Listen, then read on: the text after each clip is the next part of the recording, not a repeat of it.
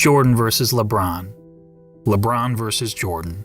It's a debate that has captured the public's attention for the last several years, especially after this moment in 2016, when LeBron James beat the Golden State Warriors to win the third championship of his career. In LeBron's own words, "That one right there made me the greatest player of all time." For so many reasons. I was like, that one right there made you the greatest player of all time. But did it? Is everything since that moment simply icing on LeBron's cake? Or is LeBron destined to finish his career in Michael Jordan's shadow? We've all heard the arguments from LeBron supporters.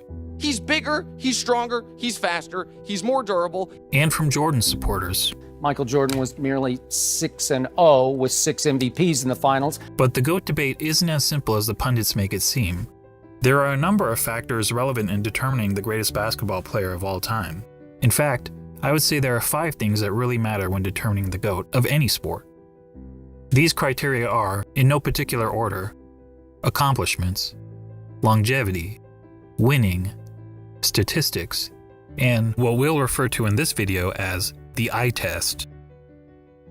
And to be the GOAT, you don't need to be the best in any specific category, but you need to be pretty good across the board. So simply winning 7 championships, like Robert Horry did, isn't enough to get you into the conversation. When we're finished with this video, it'll be plainly obvious that one guy comes out on top. But before we get started, I want to clarify that this is not a comparison of legacies. It's about who was the better basketball player. If we were talking about legacies, Jordan's is nearly untouchable. Not only did he lead basketball to global popularity, he helped transform Nike into an empire, changed the way players played and how they dressed, and he even made it cool for guys to be bald. And while those things certainly contribute to MJ's iconic status, they don't make him a better player on the court. So let's evaluate the criteria that matter, and we'll start with individual accomplishments. Take a look. Jordan had more regular season MVPs, twice as many finals MVPs, 9 more scoring titles, and several more selections to the NBA's All-Defensive team, including once being named Defensive Player of the Year. LeBron has more All-Star appearances, but that's largely due to his having played more seasons.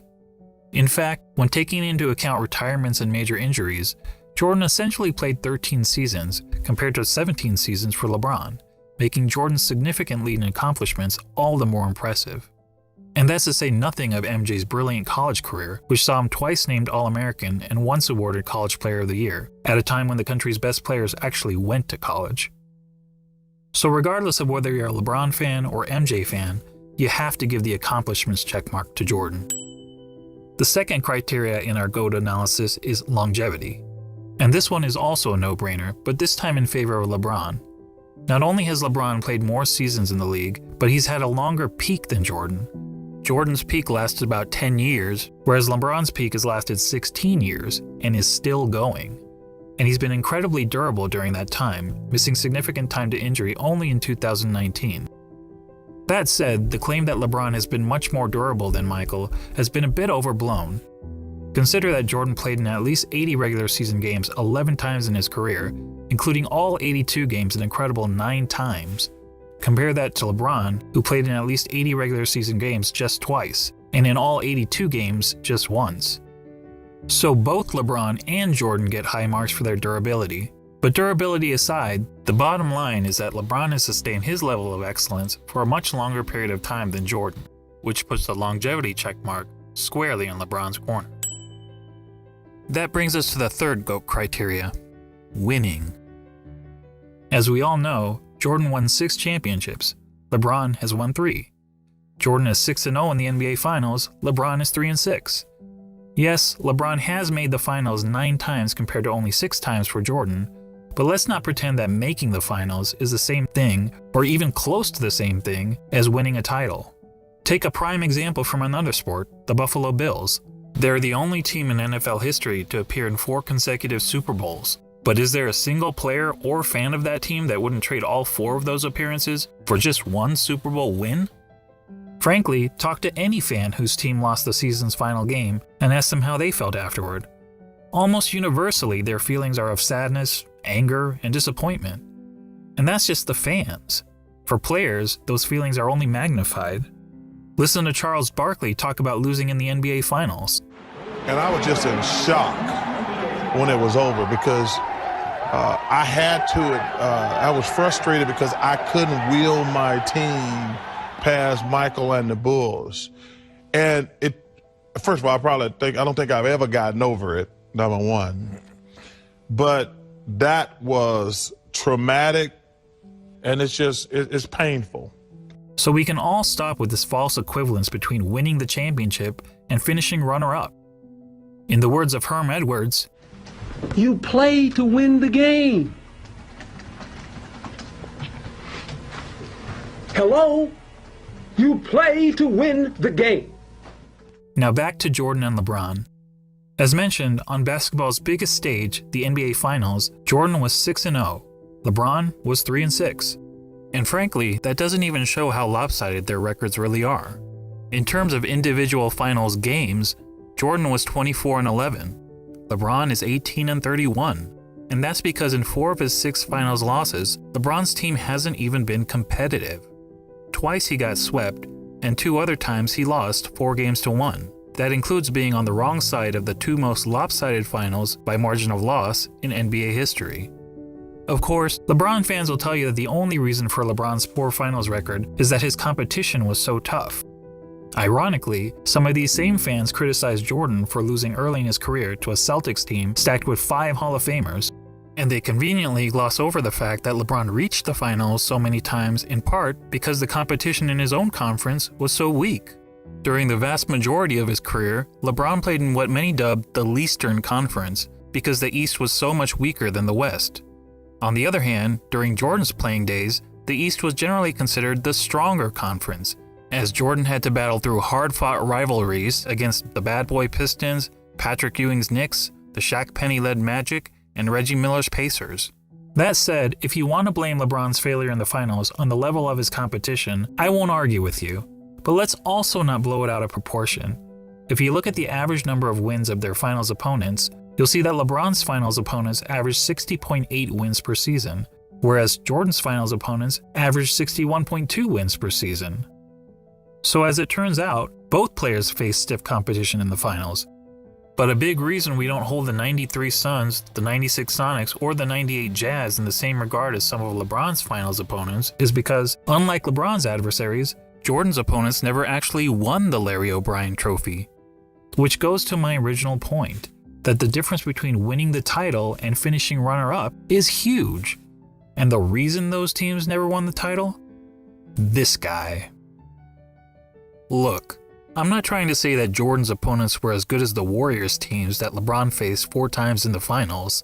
The truth is that Jordan never played a juggernaut quite like that. But there's a pretty good reason for that. Jordan's Bulls were the juggernaut. They were the team winning 70-plus games. They were the team with the target on their back every year. And as the Warriors showed us, that's not an easy place to be. As great as the Warriors were, they were never able to string together 3 consecutive championships. Jordan's Bulls did it twice. So what's the greater achievement? Beating the juggernaut or being the juggernaut? Or to be more specific, beating the juggernaut 1 time out of the 4 times you faced them? Or being the juggernaut year after year after year? And then doing it again, year after year after year. There's no doubt that LeBron's victory over the 73-win Warriors was the highlight of his career. But it's not the first time that an underdog has won the championship, and there actually have been much bigger underdogs who ended up winning the title. But how many times have we seen a player lead his team to 6 championships in 8 years? Prior to Jordan's Bulls, only Bill Russell's Celtics ever accomplished that feat in the NBA, when they incredibly won 11 championships in 13 seasons. However, back then, there was an average of less than 10 teams in the league, and only a couple rounds of playoffs, so it was considerably easier to win a title. And no player, not even Bill Russell, ever had a run of winning 25 of 26 playoff series, as Michael Jordan did. And Michael's pattern of winning goes beyond the NBA. Let's not forget that Jordan has never won anything but gold in the Olympics, and he also earned an NCAA championship, in which he hit the first of 2 iconic championship-winning shots in his career. All that is to say, when it comes to winning, the checkmark clearly goes to Jordan. On to the 4th GOAT criteria, statistics. This one is a bit more complicated, I mean, how do you statistically evaluate two players who played in different eras under different rules at different positions? One way of doing it is to simply look at the 8 traditional statistics of basketball: points, assists, rebounds, steals, blocks, field goal percentage, free throw percentage, and turnovers. And we'll focus on per game stats rather than cumulative stats, since cumulative stats such as total career points and total career assists really speak to longevity, which is already its own category of the GOAT analysis. Per game stats, on the other hand, is more of an apples to apples comparison. So looking at the 8 traditional stats, we see that Jordan leads LeBron in 5 of them: points per game, steals per game, blocks per game, free throw percentage, and fewer turnovers. LeBron leads in the other 3: assists per game, rebounds per game, and field goal percentage. But that's a pretty simplistic way of looking at statistics. What if we instead turn to analytics? Probably the most well-known analytic stat is player efficiency rating, or PER for short. This metric was created by respected basketball analyst John Hollinger to give an overall rating to a player's performance based on traditional stats like the ones we just mentioned. Jordan has led the league in PER 7 times, LeBron 6 times. Jordan has finished top 3 in PER 10 times, LeBron 9 times. In fact, Jordan has the highest career PER in both the regular season and the playoffs. Another popular analytics stat is win shares. Jordan has led the league in win shares 8 times, LeBron 5 times. Jordan has finished top 3 in win shares 11 times, LeBron 6 times. And when it comes to win shares per 48 minutes, Jordan has the highest career rating in both the regular season and the playoffs. What about box plus minus?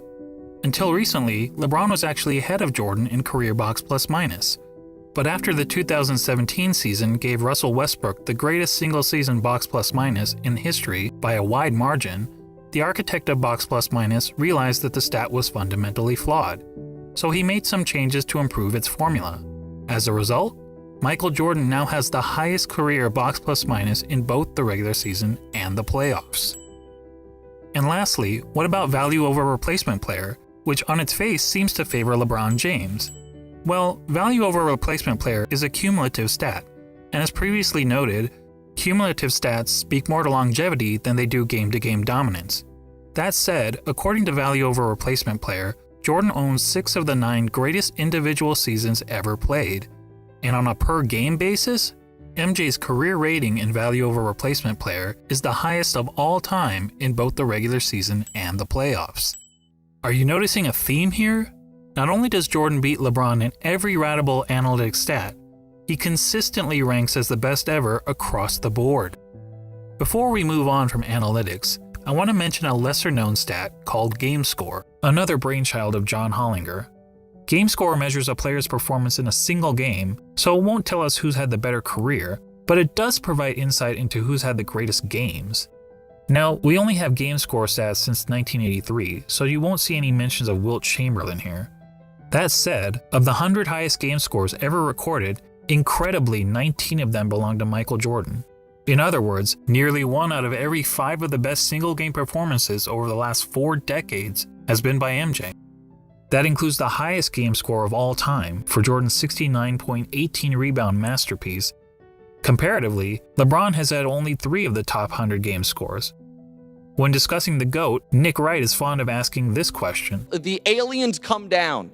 You have 1 game to save humanity. Who's your first pick in the history of the world? Well, Nick, I think we have our answer. Now that I've finished drowning you in numbers, let's be real. Hardly anyone watching this video knows how to calculate PER, win shares, box plus minus, value over replacement player, or game score. And why should you? This is basketball, not Good Will Hunting. So let's go back to the traditional stats that we all know and understand. But this time, let's add context to them. What do I mean by context? Well, some positions are simply better than others at racking up certain stats. Let's take rebounding as an example. In a vacuum, if we simply compare the number of rebounds per game of Brook Lopez and Jason Kidd, we might think that Lopez was the better rebounder. The truth is, relative to their positions, Lopez is statistically one of the worst rebounding centers in NBA history, whereas Kidd is statistically one of the best rebounding guards in NBA history. but even a poor rebounding center can grab more rebounds than a great rebounding guard solely by virtue of their roles on the court. So it makes sense that, to understand the context of a player's stats, we should compare them to the respective positions that they played. When comparing LeBron James to the other small forwards who have played at least 500 NBA games, this is where he ranks. Overall, that's pretty impressive. Now let's see how Jordan compares to all shooting guards who have played at least 500 NBA games. As good as LeBron is compared to other small forwards, Jordan is on another level when compared to other shooting guards. He's darn near the top of every major statistical category, and there isn't a single category where LeBron is better than MJ relative to his position, other than assists. So to sum up statistics, whether comparing traditional stats or analytics, and especially when judging these players in the context of the positions they played, Jordan has a noticeable edge over LeBron. As such, we have to give the checkmark to Jordan. And that takes us to the last category in our GOAT analysis, the eye test.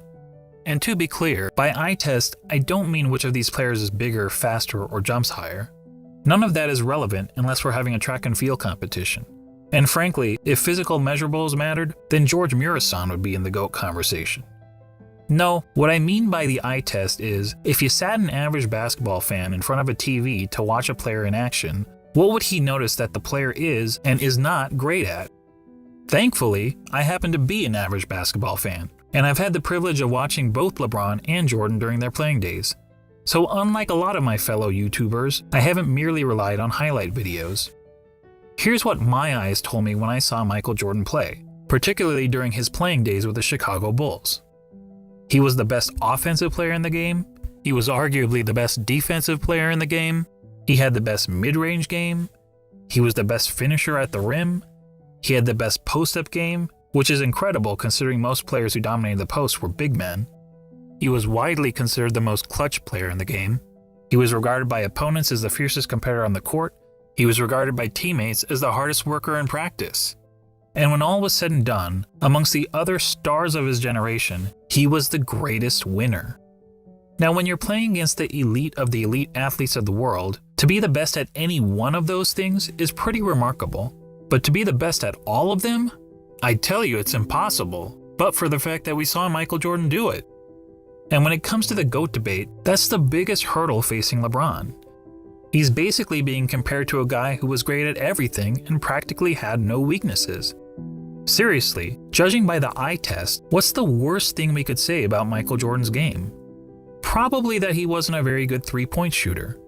Jordan shot 33% from beyond the arc in an era when the average player also shot 33%. So when it came to three-point shooting, he wasn't good, he wasn't bad, he was just average.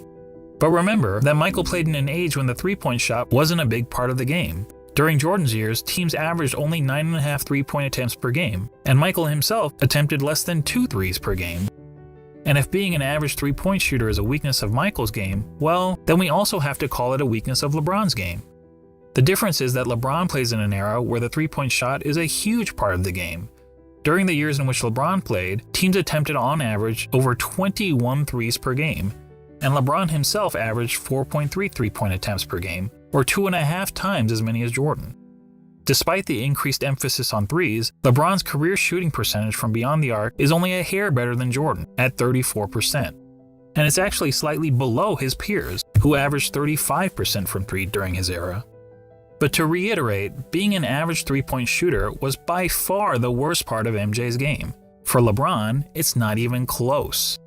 LeBron, in fact, has 4 major weaknesses as a basketball player, each of which is readily apparent to anyone who has actually watched him play. First, he's not a good free throw shooter. For his career, LeBron has shot around 73.5% from the free throw line, which is pretty poor for a player who handles the ball as much as he does. In fact, many analysts point out that, at the end of games, LeBron shies away from driving to the basket because he's afraid of being sent to the line. I don't know whether that's true, but what I do know is that the odds of LeBron hitting 2 consecutive free throws is statistically not much better than a coin flip. Jordan, on the other hand, shot a solid 83.5% from the free throw line during his career, and MJ never shied away from contact at the end of games. LeBron's second weakness is that he's an inconsistent defender. Sure, he's had some years where he was elite defensively, which is evidenced by his numerous selections to the NBA's all-defensive team, but he's also had several years where he's practically been a liability on the defensive end. Compare that to MJ, who during his Bulls days was a consistently elite defender. In fact, Jordan is the only player to rank in the top 5 amongst all guards in both steals per game and blocks per game for his career. Additionally, Michael led his position in defensive win shares practically every year that he played for the Bulls, an incredible 10 times. LeBron, comparatively, has led his position in defensive win shares on just 4 occasions, and in 5 of his last 7 seasons, he didn't even crack the top 10 at his position in defensive win shares. Now, some will excuse LeBron's recent falloff on the defensive end as a byproduct of his resting on defense so that he can have more energy on offense, and we can debate the merits of that strategy. But resting on defense is not something Michael Jordan was ever accused of doing. Heck, even as a 40-year-old, he was busting his tail on the defensive end. But what about the notion that LeBron's been the more versatile defender? LeBron supporters will argue that he can guard positions 1 through 5 on the court, such as when he guarded Derrick Rose for stretches in the 2011 playoffs. But LeBron's guarding the opposing team's point guard or center isn't something that happens very often. In fact, during his career, LeBron has spent less than 5% of his total minutes guarding the opposing players 1 or 5. So the versatility argument is highly exaggerated. And look, when it comes to versatility, Hometown Buffet may have a more versatile menu than Spago. That doesn't make it a better restaurant. LeBron's third weakness is that he's not a very good shooter. And this is a pretty significant flaw for someone claiming to be the GOAT. I mean, shooting the ball is the quintessential skill in the game of basketball. It's the part of the game that everyone practices, whether on the playground, at the YMCA, or in the NBA. Now, some people will contend that LeBron is actually a better shooter than Jordan because he has a better career field goal percentage. And yes, LeBron's career field goal percentage is 50.4% compared to Jordan's 49.7%. But recall what I said about placing stats into proper context.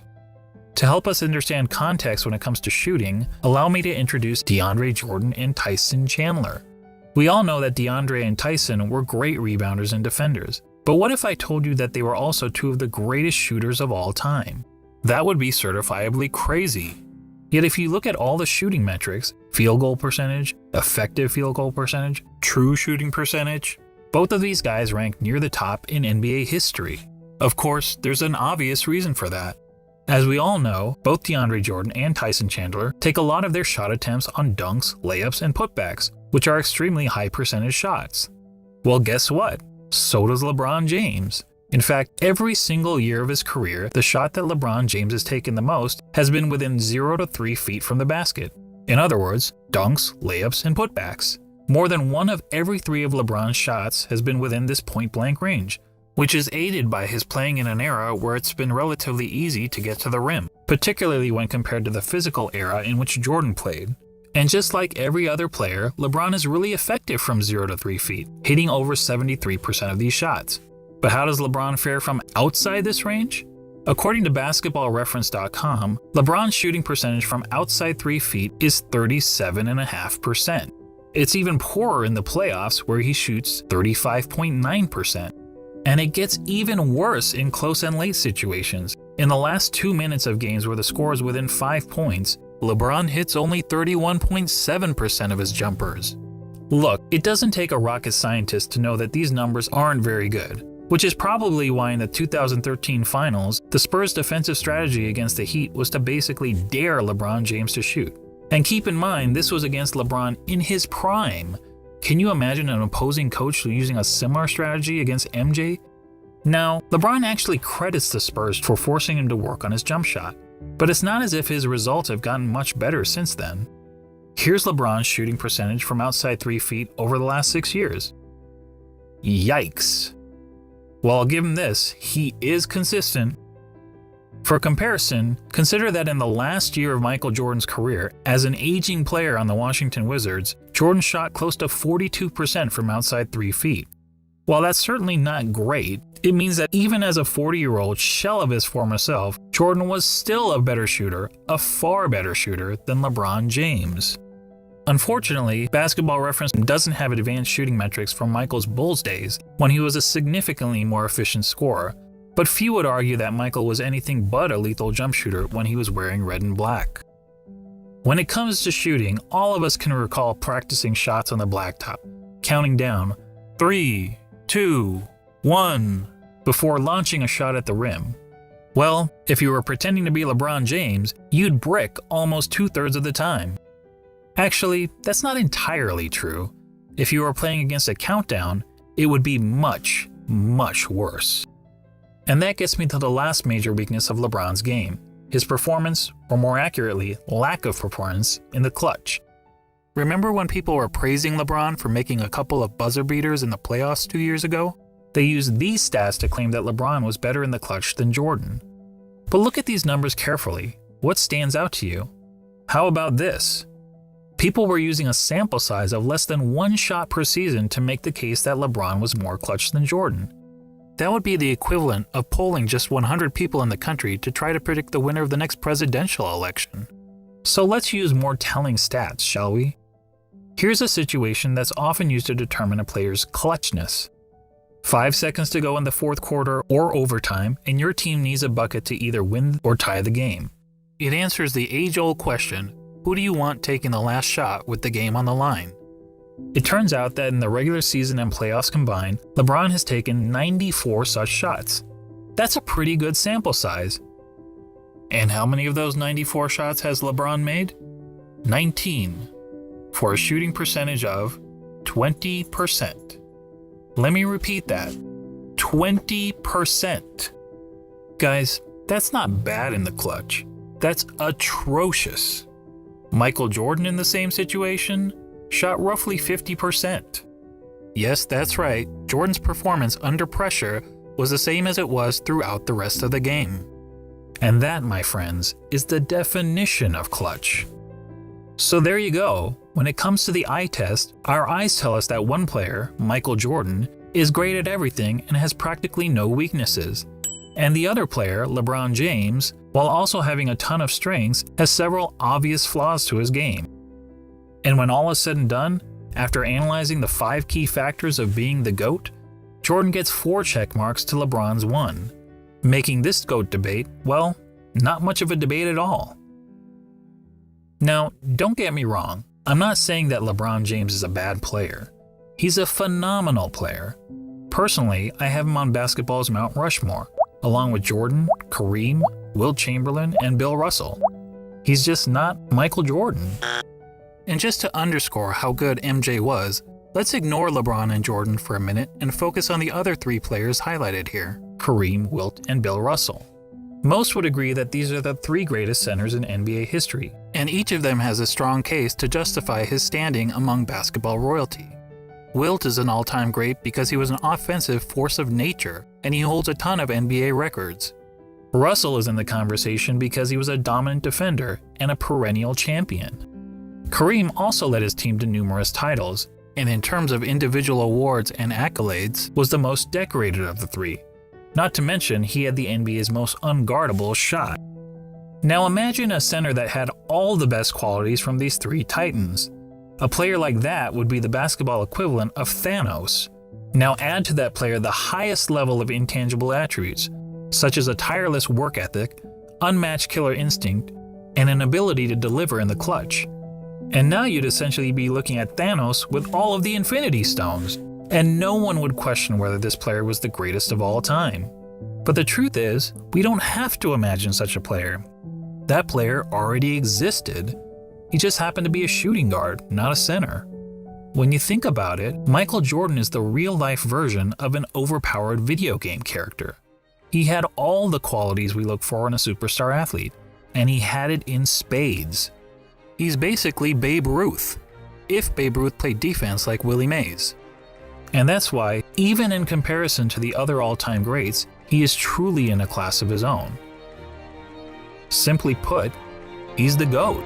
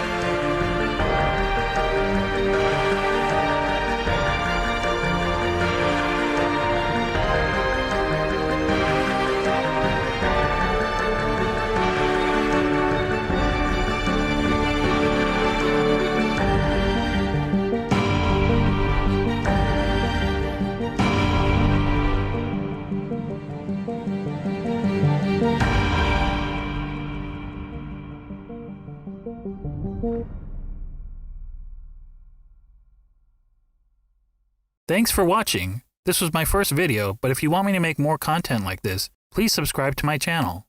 Also, if you like what you saw, please click the like button below and share this video with your friends. And leave a comment to give your thoughts on the GOAT debate.